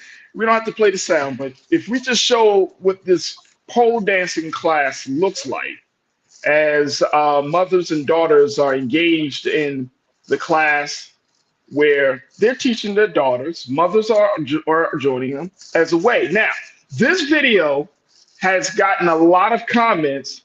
There's a lot of judgments. There's a lot of discussion about whether this is appropriate, especially for little girls, little sisters like that we're seeing here. But some would even say that this is not about sexuality. This is not even about sex. This is about fitness. This is another form of gymnastics. Mm-hmm. And I think I can see both sides of the conversation where some people say, look, we are looking through a very hypersexual culture, through the lens of a hypersexual culture, where the pole essentially gets a bad rap. Now, if the pole was horizontal, we wouldn't be having this discussion. But the pole is branded as, and it's vertical, it is a symbol of something else. And Chris Rock famously said that the job of the dad is to make sure you keep your daughter off the pole. Off the pole. Well, here's the question though, Trinette. If that's the job of the dad, then what do the dad say when the mother says, no, let's put her on the pole for fitness purposes? Listen, that's going to be a tough family discussion because, again, as you stated, we've over-sexualized so much, and we're not looking at the overall pitch. It is a part of fitness and gymnastics. But remember, we were introduced to the pole back on the playground back in the day. I'm telling my age. Y'all remember that? Oh, they still got it. Oh, they still got the poles on the playground now. Now that's a great point, though. That's a great point. My daughter will go down the pole. Daddy, jump on the pole with me, and I can't get on. I'm too big. But I mean. Listen, I've watched my former students on the playground, and they have grace on the pole. And I remember at one time there were a few teachers who were like, "Get off that pole! Don't do that." But when you standing back and you're looking at these children just having fun, they're playing, they don't know anything about the pole being what we've made it out to be. They really are exercising, or they're just having fun swinging around. That's a great point. Twirling, That's a great point. I think our minds, because we know what is how it's associated, we never have taken our mind away from it because we see it as something dirty and unethical. But when you look at this video, the children are enjoying themselves. The parents are enjoying themselves. And like I said, I didn't see anything. There was one little pose that I wasn't sure of, but the rest of the pose is, were innocent to me. What I do find interesting, there's another yoga in pole, but it's with people of Caucasian women and their daughters, and nobody has said anything about it. Like, it hasn't made the internet like that. So sometimes I feel like we're so hard on our own community, and we become so judgmental of our own mothers. And they're just really trying to bond that moment, have that bonding, but no one said anything about this other yoga and pole class that is a mommy and me time. And so I find that quite interesting as well. That is interesting. That's a great point. Soka's Adventures, you checked in and said that's not what the playground pole was made for. But check this out though. How many? And I've been to enough playgrounds to see it. Mm-hmm. Children doing some of the same, routines or acts right on that playground pole. You know what I'm saying? And I think that there is a very fine line with this, Trinette, because sometimes we can place the seed in our own children unintentionally. Yeah. That something is wrong. Something is wrong or should not be engaged in, right? And I think this speaks to the larger conversation around the hypersexualization that we have. You know what I'm saying? It's like we're gonna keep it real, right? It's like if somebody's eating a banana a certain way, and you see your daughter eating a banana at the table a certain way, and you eat that banana like that, just taking it in and out your mouth like that. Now we're putting it. No, I mean, but it's I'm just saying, your fear. Yeah. There is, again, this is a thin line that we as adults have to walk. But sometimes our fear and our own anxiety and our own around a situation can put the fear in that. And so the daughter be like, she might get so frazzled, like she'll never eat a banana again. And they're like, and somebody said, well, why don't you like bananas? Well, I remember when my mother told me not to eat the banana. But you know what? That is so real. As a former educator, you see so much with the children. They're doing all kinds of stuff, right? Even, when children are eating on a lollipop, right? And sometimes we have to say those words like sucking on a lollipop, right? Sometimes the adult minds will go elsewhere. And you're like, this child is just eating on a lollipop. How do we make this? I've literally witnessed adults say, get that lollipop out your mouth, throw it away. You don't need a lot. And I'm like, but it's just candy. A lollipop, right. Like, how are you supposed to eat a lollipop, right? Right, and so it is our own fears as adults, and we do put them onto the children because a lot of times the children are innocent. They don't know. They just eat, like you said, eating a banana, eating a lollipop or whatnot. But it's us, and I think this is where the education comes in, where we have to have those conversations and those honest conversations, not those, back in the day, birds and the bees type of conversations. No, this is where you have those real, it's time to talk about this or that type of conversations, and you explain to your children and let them know, hey, the pole has had a bad rap, but it is a good exercise. It's a sport, and so happened that you can, and you you talk about all of the good things that are associated with the poll. And so that's why I said with the more I looked at the video, I was like, oh, they're having fun. However, I can see where it can pose a problem because of our connection with, the poll. Right. And then, see, that's how we now Corinna checked in. Corinna Denise, one of our great culture crew members and contributors, she said, shaking my head, they always thinks it's cute to have children engage in adult behaviors. Shaking my head, right? Yeah. And I mean, I understand that sentiment. I do understand that sentiment. I just, and I know I got to take a quick pause, but I'm gonna be honest with y'all. When I saw the video and I had to send it to Trinette, I said, Trinette, have you seen this? And I don't know. Like, part of me is like, I get the whole over sexualization of the poll, but at the same time, if children are exposed to this in a healthy way, if they see playground poll and we see stripper poll. Yeah. You see what I'm saying? Because they see the poll. So then, if we're talking about sexualization, there are moves in yoga, and I've taken some yoga classes. Yes. Where the pelvis is going up and down, up and down. But think about and Trinette, some brothers are in yoga classes. We just right. They don't know anything about yoga. We like, yeah, I'm doing it downward dog. But think about gymnastics. Think about gymnastics when we have our young daughters running around in their uniform. That was a controversial topic. I don't know if you remember that, but that was becoming a big deal because it's like, why are they in these type of uniforms? But again, it is a sport, and I think that is just it really depends upon you and your family and what you think. But I think the conversation should be positive and just say, you know what, I prefer you not to be on the pole right now. Let's find some other exercises or, some other ways that can build up your stamina. So I think this is the kind of conversation that you have to have with you and the parents, have to have and have the pros and cons of that, because again, it looks innocent. And as someone did state, it does seem like it's an adult activity.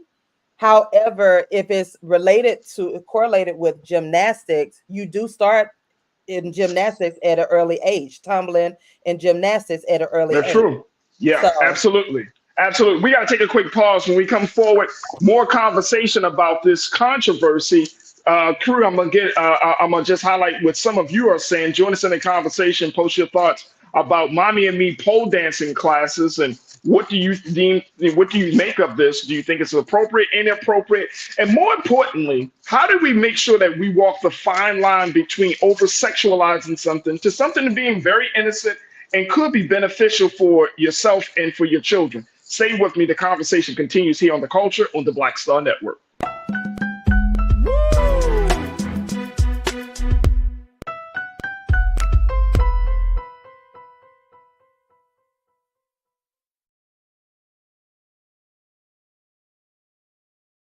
Pull up a chair, take your seat. The Black Tape with me, Dr. Greg Carr, here on the Black Star Network. Every week, we'll take a deeper dive into the world we're living in. Join the conversation only on the Black Star Network.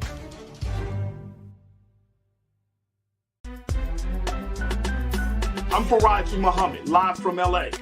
And this is The Culture. The Culture is a two-way conversation. You and me. We talk about the stories, politics, the good, the bad, and the downright ugly. So join our community every day at 3 p.m. Eastern and let your voice be heard. Hey, we're all in this together. So let's talk about it and see what kind of trouble we can get into. It's The Culture, weekdays at 3, only on the Black Star Network.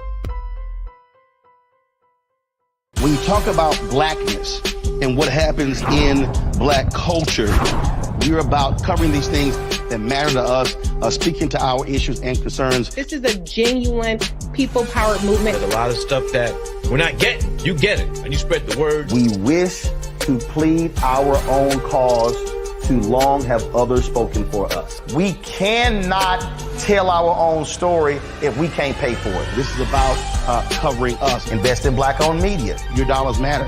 We don't have to keep asking them to cover our stuff. So please support us in what we do, folks. We want to hit 2,000 people, $50 this month, raise $100,000. We're behind 100,000, so we want to hit that. Y'all money makes this possible. Check some money orders. Go to P.O. Box 57196, Washington, D.C. 20037-0196. The Cash App is $RM Unfiltered. PayPal is R Martin Unfiltered. Venmo is RM Unfiltered. Zelle is Roland at RolandSMartin.com. Folks, Black Star Network is here. I'm real revolutionary right now. Support this man, Black Media. He makes sure that our stories are told. Thank you for being the voice of Black America, Roland. I love y'all. All momentum we have now, we have to keep this going. The video looks phenomenal. See, this difference between Black Star Network and Black-owned media and something like CNN. You can't be Black-owned media and be scared. It's time to be smart. Bring your eyeballs home. You dig?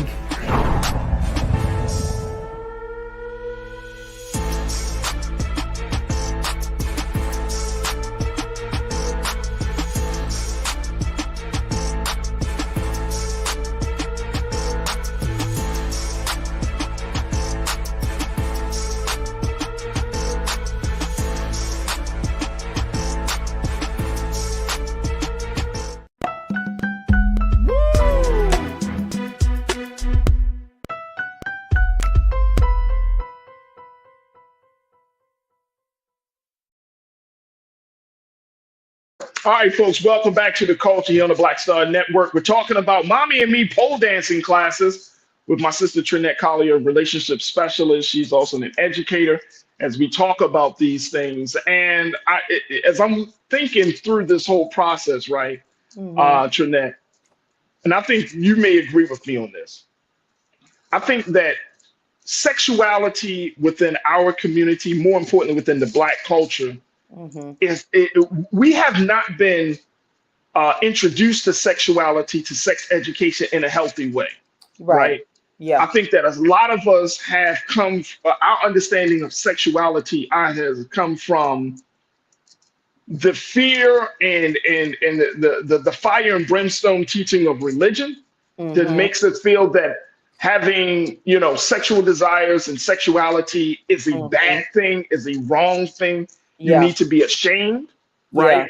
That's some of us have been, been taught through that space. Yeah. Or we have been exposed to whether it's porn or some unhealthy view of sexuality, right? And I think that in our culture now, because everything is so hypersexual, it opens up the door for us to have this very fearful. And just this very unhealthy understanding of the power of our sex, the power of sexuality, and having a very real education about this, right? It's a trauma. It's right. So our sexual learning, our sex education comes from a space of trauma.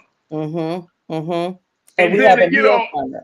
And that we haven't healed from. And I think that once you add God into the equation, my God. Yeah. And that comes from the miseducation of sex in our community.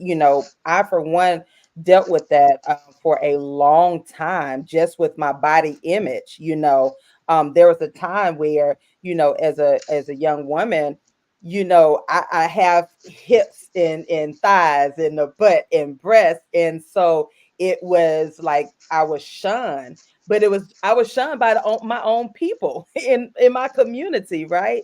And so you begin to inherit these insecurities about yourself over time, and so you don't have a healthy relationship when it comes to sex, because everything is wrong or is shameful and whatnot. And I think that is why I'm not a sex expert.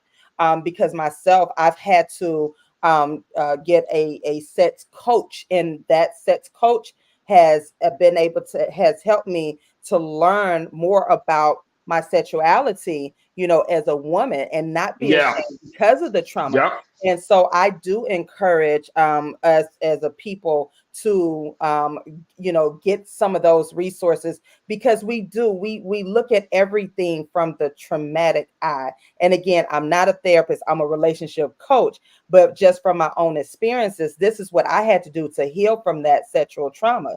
Because again, we're taught, you don't do this, you can't wear this, you can't look this certain way, and it's like, this is my natural body, or this is how I look, even when wearing certain colors, you as a young girl, you wasn't supposed to wear red lipstick or red fingernail polish, you'd be considered a floozy, or something like that.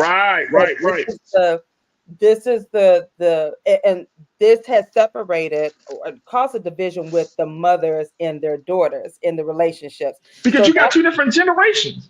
You do. You got two different generations. If you have a mom, if you're looking at today's mother, and I'm looking at, I'm thinking about from 25 to 35, right? Mm-hmm. And if you're looking at the Black woman of today, certainly I don't fall into that space, but I'm looking at my sisters. 25 to 35, and these are women that are having girls and they're having children. And these young sisters, if they are not secure in their own sexuality, if they're traumatized because of their sexual experiences, then unless they go through what you went through, where you have to sit down with somebody and kind of work through all of those internal issues, some of the thinking is going to be passed on to the children, whether they have a daughter, whether those sisters have a daughter or a son, right? So some of the thinking is going to be passed on to the children. And sexuality, especially in our community, is such a hush-hush thing, especially when you look at girls being violated, boys being violated. Especially when you look at rape and incest.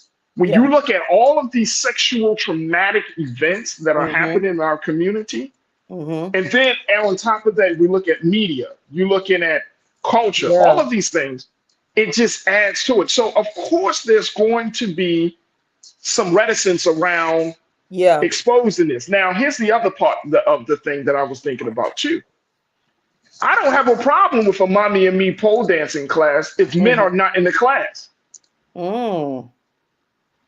If men and boys are not present, go ahead and work out, sisters. Take your daughters, enjoy yourself. I grew up, I grew up where there are some classes that are specifically designed for women that men can't be a part of. That's the religious space I come from.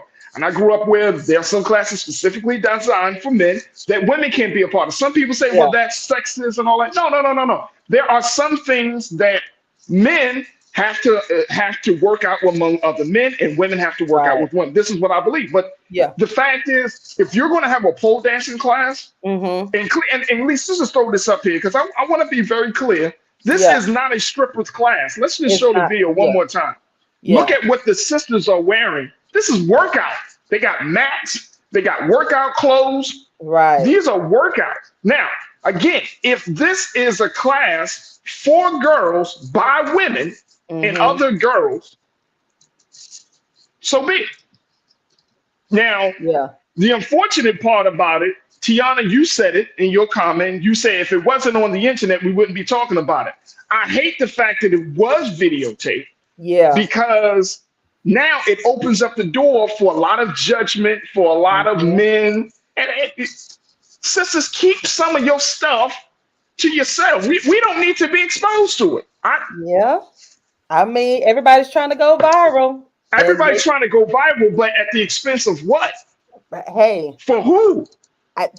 You want to go viral or say you know? I mean, look. Obviously, this is a good class. Like, I didn't see any men in the video. I don't know if you saw any men or any boys in the class. There were boys in the class. That's why I said there were boys in the class. If the boys are in the class, but see, again, this affects boys as well. And I got to take another quick pause. But if boys are in the class and boys are taught that girls are are different in some way, shape, or form. Yeah. And where does the sexual view of boys come from?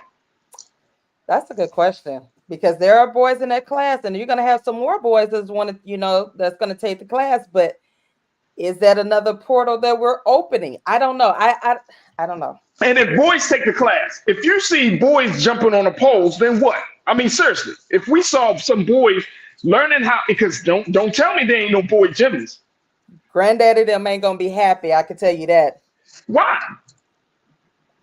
Right. If a boy is on a pole, I bet you if boys were on the pole, right? He's coming out, and I've seen some male gyms strong as you know what I'm saying? But they are there. They are on the pole. They're learning their strength. We would be like, oh man, the pole is good for the man. Yeah, but Granddaddy and them wouldn't be happy about that. But Granddaddy is from old school. Yeah. Granddaddy is from some granddaddy. Come on, Jeanette. Some granddaddies are from the school of thought where you don't talk about certain things. You don't. Remember when they found out when football players were taking dance class to help them with their feet coordination? Ballet. Yeah. Coordination. Oh my goodness. Blew their mind. And I remember listening to this in high school. I went to an art school, Baltimore School for the Arts in Baltimore. Yeah. And I saw Black boys in ballet. Mm-hmm. And it forced me as a Black boy to readjust my thinking. And these weren't gay boys. Right.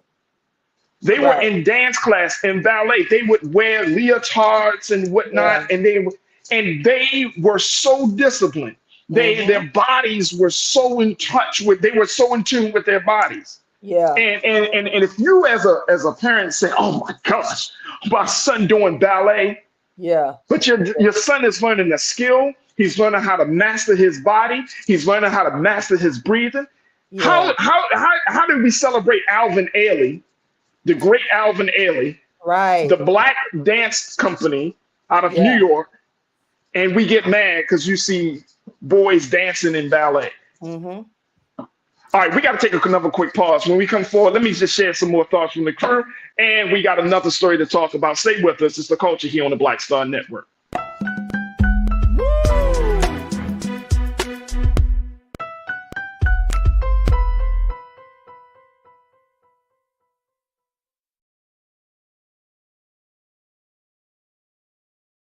Pull up a chair, take your seat. The Black Tape with me, Dr. Greg Carr, here on the Black Star Network. Every week, we'll take a deeper dive into the world we're living in. Join the conversation only on the Black Star Network.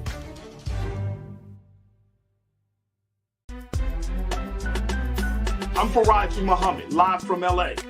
And this is The Culture. The Culture is a two-way conversation. You and me. We talk about the stories, politics, the good, the bad, and the downright ugly. So join our community every day at 3 p.m. Eastern and let your voice be heard. Hey, we're all in this together. So let's talk about it and see what kind of trouble we can get into. It's The Culture, weekdays at 3, only on the Black Star Network.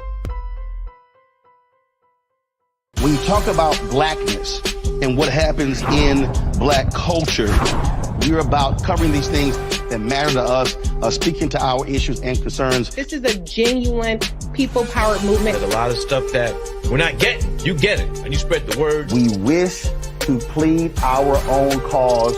Too long have others spoken for us. We cannot tell our own story if we can't pay for it. This is about covering us. Invest in Black-owned media. Your dollars matter.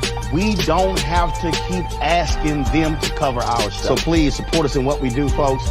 We want to hit 2,000 people, $50 this month, raise $100,000. We're behind 100,000, so we want to hit that. Y'all money makes this possible. Checks and money orders go to P.O. Box 57196, Washington, D.C. 20037-0196. The Cash App is $RM Unfiltered. PayPal is R Martin Unfiltered. Venmo is RM Unfiltered. Zelle is Roland at RolandSMartin.com. Folks, Black Star Network is here. Hold no punches. I'm real revolutionary right now. Support this man, Black Media. He makes sure that our stories are told. I Thank you for being the voice of Black America, Roland. Hey, Black, I love y'all. All momentum we have now, we have to keep this going. The video looks phenomenal. See, this difference between Black Star Network and Black-owned media and something like CNN. You can't be Black-owned media and be scared. It's time to be smart. Bring your eyeballs home. You dig?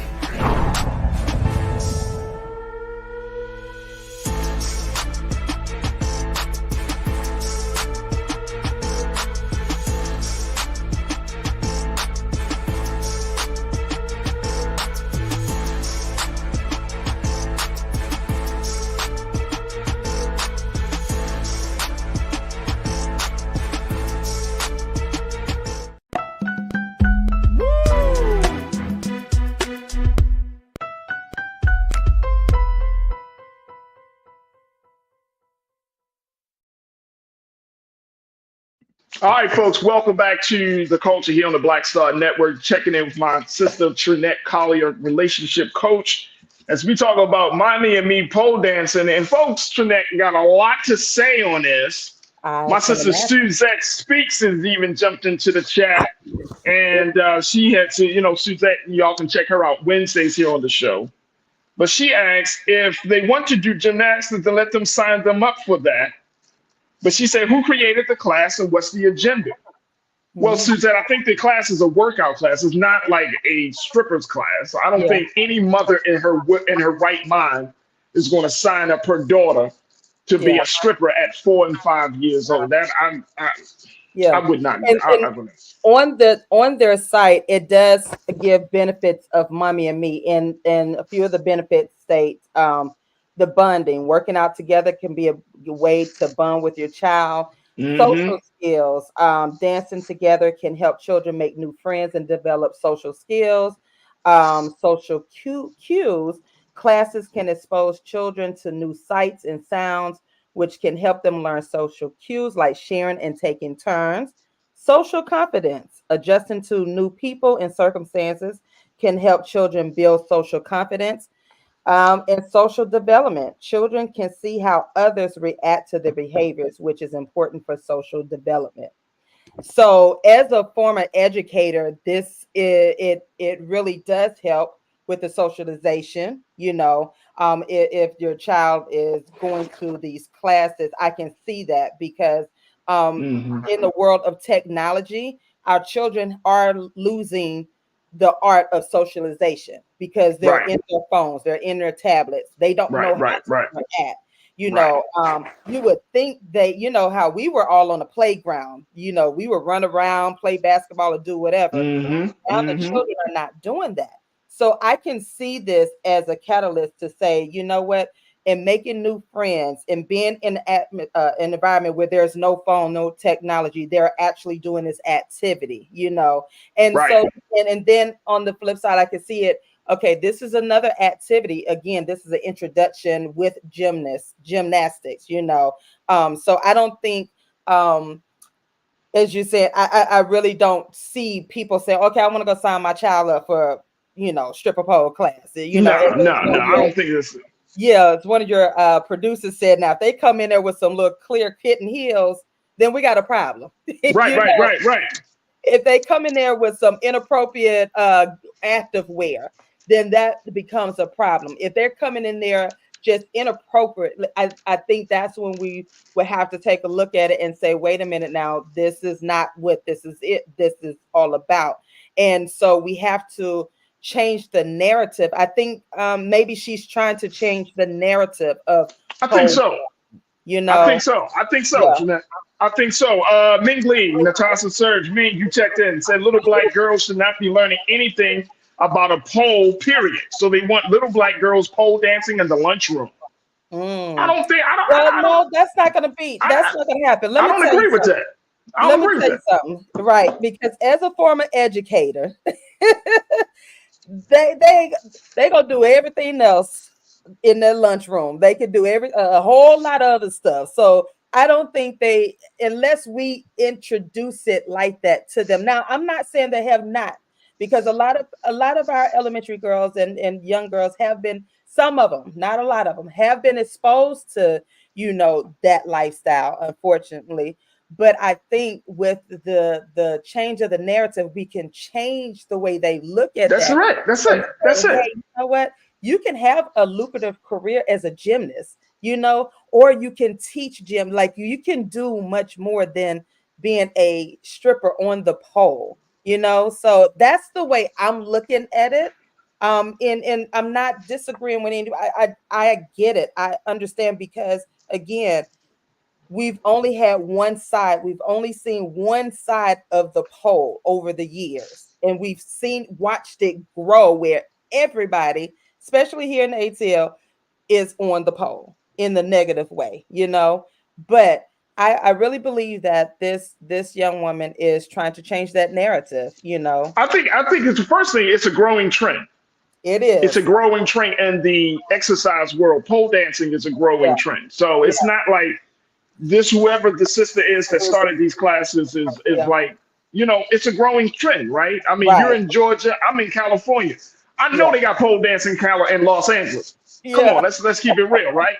It's a growing trend. Let me see. Stephanie Humphrey channel, you said, so the pole is the problem, and now the clothes. What about the narrative that needs to change?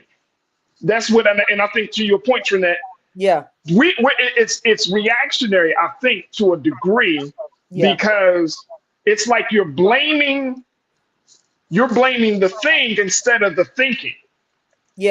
Right. You see what I'm saying? So it's not like we got a problem with the narrative. The problem is the fact that we are living in a hypersexual culture that sees through the lens of sexualization of everything. Well, like I say, whether it's eating fruit, exercising on a pole, you go to it. So again, I'm going back to my yoga example. If you saw children going up and down in the yoga studio, are you going to be, don't take yoga?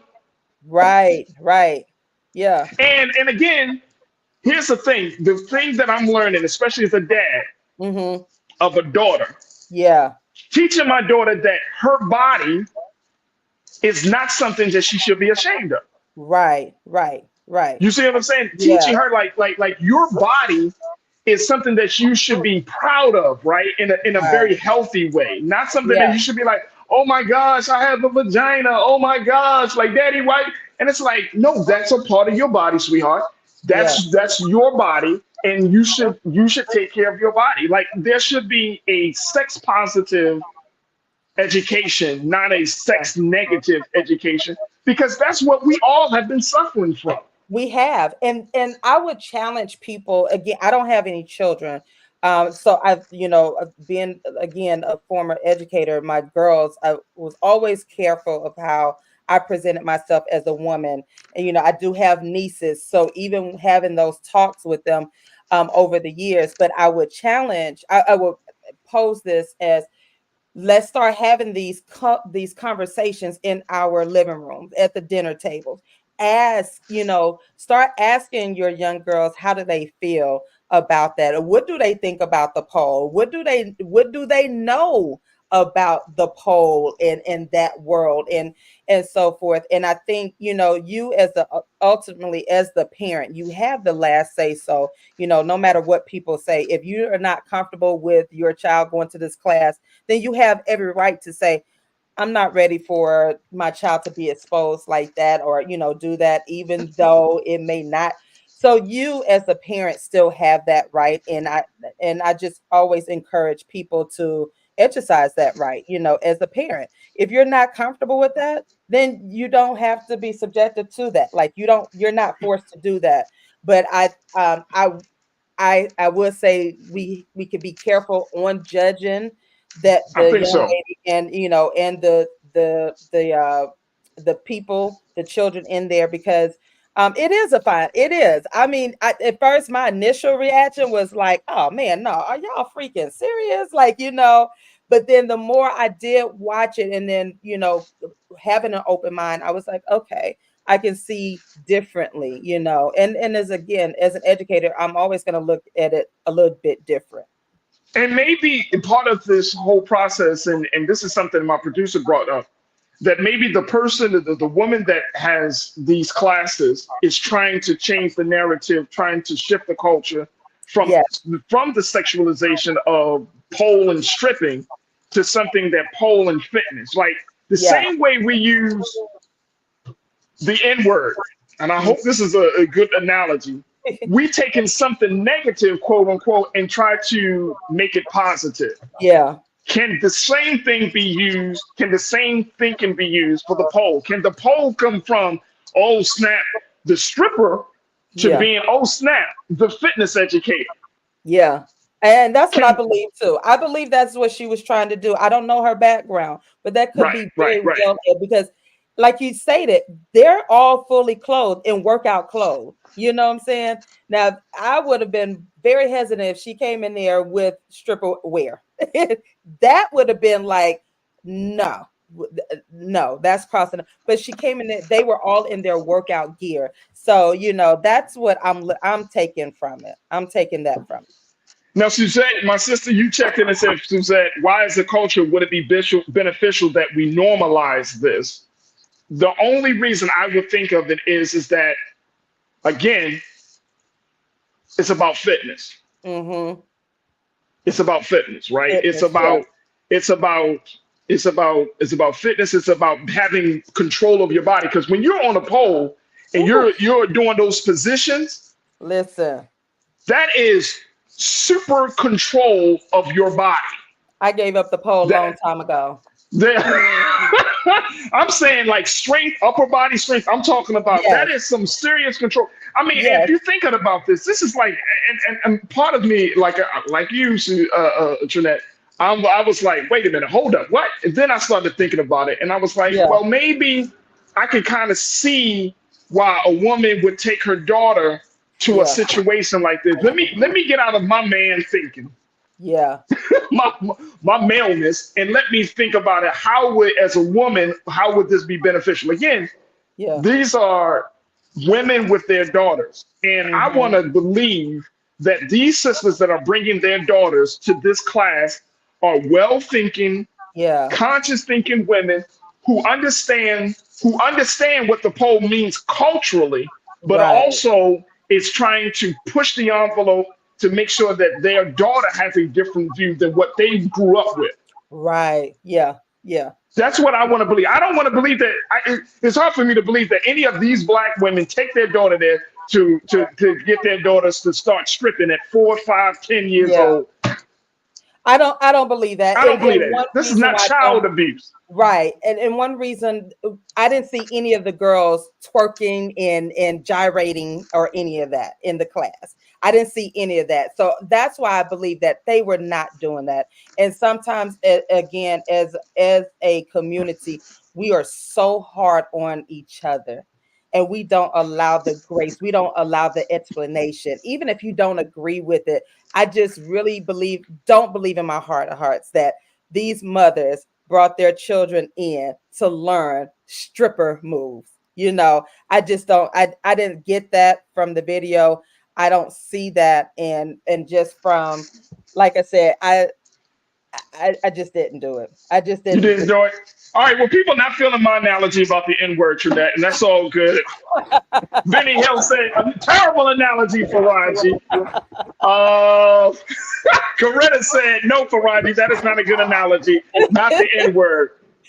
And you know why? That's cool, because I know the N-word is a very sacred word for Black people, so sometimes, you know, some of us, I get it. That's fine. That's cool. That's cool. Y'all don't agree? I'm just saying. I'm just talking about how do we there are so many elements of our culture where we taking something negative and turn it into a positive. That's all I'm saying. That's the point of my analogy, folks. But it's fine. You know, it may not be that particular analogy. It could be something else. But how many elements of our culture, what part of our culture do we take something negative and then transform it to make it positive based on our experience? Yeah. Right? Yeah. Right. And you know, I feel like the pole gets a bad rap in some way because it's like, yeah, I get it. But again, if you are you looking at it through the stripper pole or are you looking at it through the playground pole? So, and my biggest issue is, Trinette, that we put this, like, we just not talking about sexuality, man. So many of us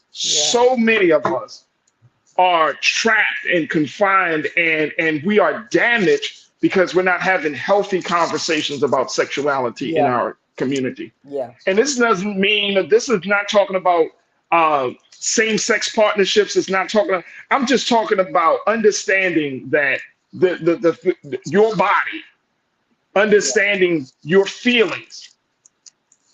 I don't think we're having healthy conversations about this, and we grow up as adults carrying all of this kind of like fear and this perception and shame and all of these things, and then at the end of the day, it becomes non-beneficial to the culture, to the culture. Maybe this ain't the way to have those conversations. It's gonna be a part 2. It's gonna have to be a part 2. It's gonna be a part 2. Trinette, thank you so much for bringing your insight and expertise on this. How can people get in touch with you, Trinette? Trinette, Trinette L. Collier. Thank you again. You can reach me at IamTrinetteLCollier.com. There it is right there. My sister and relationship coach, Trinette Collier. Make sure y'all follow her on all social media platforms. And you can check out all that she brings to the conversation every Thursday here on The Culture as one of our brand new contributors. Trinette Collier, thank you so much for being so good for the culture. Yes. All right, folks, we got to we gotta wrap it up there. So many of you have checked in, and I truly appreciate you. Thank you so much for being a part of the discussion. Big shout out to all of the crew on the X platform, on the Facebook platform, and then certainly on our YouTube chat. Even if you don't agree with me, it's all good, but this is part of the culture. This is why we have these conversations, and I hope that you stay tuned because we're going to have more of these cultural conversations, especially stuff that's happening on social media. I want to start bringing more of these stories to the forefront so we can have a discussion, but I appreciate each and every one of you for having something to say about this. Stay tuned. Up next is Roland Martin Unfiltered. Do your due diligence. Support us here on Black Star Network. Go to our website today. Download the app for free. Follow us on social media. And drop something in the bucket for us as we continue to be a part of this digital movement, creating a space for Black thought, Black content like never before. So go to our website today at blackstarnetwork.com. That's going to do it for me. I thank each and every one of you. Thank you for my fantastic production team. And as always, never be afraid to challenge what's wrong. Stand for what's right while being yourself in the process. God willing, we'll talk tomorrow for another exciting edition of The Culture right here, only here, exclusively here on the Black Star Network. Peace.